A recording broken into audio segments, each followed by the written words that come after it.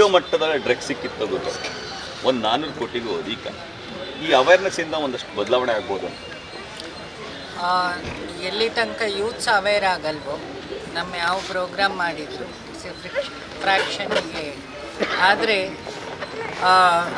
ವೈದ್ಯೋ ನಾರಾಯಣವು ಹರಿಹಿ ಹಾಗೆ ಡಾಕ್ಟರ್ ಸುಶ್ರುತ್ ಅವರು ಇವತ್ತು ಅರಮನೆ ಮೈದಾನದಿಂದ ಇವತ್ತು ಗ್ರಹಣ ಸಮೇತ, ಚಂದ್ರ ಅಂದರೆ ಮನಸ್ಸಿಗೆ ಸಂಬಂಧಪಟ್ಟ ಗ್ರಹಣ, ಇವತ್ತು ಗೊತ್ತಿದ್ದೋ ಗೊತ್ತಿಲ್ಲದೇನೋ ಇವತ್ತೇ ಡೇಟ್ ಇಟ್ಕೊಂಡಿದ್ದೀರಿ.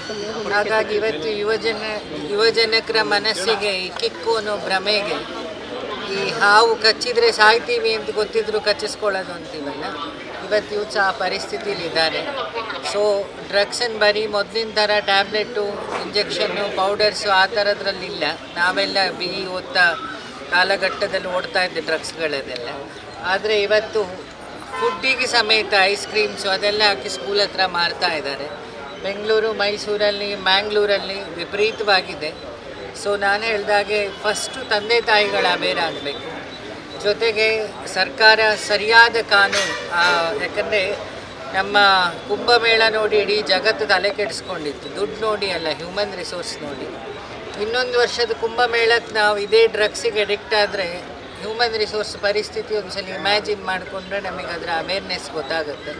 ಸೊ ಅದಕ್ಕೆ ಜನಬಲ ಇರೋ ದೇಶ ನಮ್ಮದು, ಭಾವನೆಗಳಿರೋ ದೇಶ, ಸಂಸ್ಕೃತಿಗೆ ಹೆಸರುವಾಸಿಯಾದ ದೇಶ. ಇಡೀ ಮೈಸೂರನ್ನು ಮೈಸೂರು ಪಾಕು, ಚಾಮುಂಡಿ ಬೆಟ್ಟ ಇದರಿಂದೆಲ್ಲ ಗುರುತಿಸ್ಕೊಂಡು ಮೈಸೂರು ಗ್ರಹಣ ಅಂದಾಗೆ ಇವತ್ತು ಡ್ರಗ್ಸಿಂದ ಗುರುತಿಸ್ಕೊಳ್ಳೋ ಪರಿಸ್ಥಿತಿಲಿದೆ. ಸೊ ಎಲ್ಲ ಮೈಸೂರು ಬಗ್ಗೆ ಅಭಿಮಾನ ಇಟ್ಟವರು, ಭುವನೇಶ್ವರಿ ಬಗ್ಗೆ ಅಭಿಮಾನ ಇಟ್ಟವರು. ಯಾಕೆ ದುಶ್ಚಟಕ್ಕೆ ಪಕ್ಷನೂ ಇಲ್ಲ, ಧರ್ಮನೂ ಇಲ್ಲ.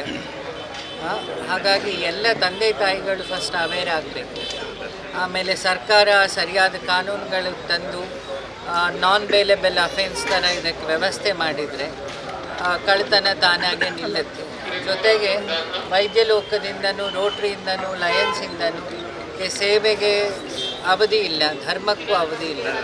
ಸೊ ಹಾಗಾಗಿ ಎಲ್ಲರೂ ಒಟ್ಟಿಗೆ ಕೆಲಸ ಮಾಡಿದರೆ, ಒಂದಿಷ್ಟು ಗುಂಪು ಸೇರಿ ಈಗ ಡ್ರಗ್ಸ್ ಮಾಫಿ ಆಗಿರೋದು, ಇನ್ನೊಂದಿಷ್ಟು ಗುಂಪು ಸೇರಿ ಆ ಮಾಫಿಯನ್ನು ಸುಡಲಿಕ್ಕೂ ಆಗುತ್ತೆ. ಅದು ನಾವೆಲ್ಲ ಇವತ್ತು ಆಂಜನೇಯನ ಹತ್ರ ನಿಂತ್ಕೊಂಡಿದ್ದೀವಿ. ಒಬ್ಬ ಹನುಮಂತ ರಾವಣನ ಲಂಕೆ ಅಷ್ಟು ಜನ ಸೇರಿ ಕಟ್ಟಿದ ಲಂಕೆ ಸುಟ್ಟ. ಅದೇ ಥರ ಈಗ ಡ್ರಗ್ಸಿನ ಲಂಕೆ ಮೈಸೂರಲ್ಲಿದೆ. ಸುಶ್ರುತ್ ಮತ್ತು ಅವರ ಟೀಮ್ ಮೂಲಕ ಹನುಮಂತನ ಕೆಲಸ ಮಾಡ್ತಾರೆ ಅನ್ನೋದು ನನ್ನ ನಂಬಿಕೆ. ಧರ್ಮಸ್ಥಳ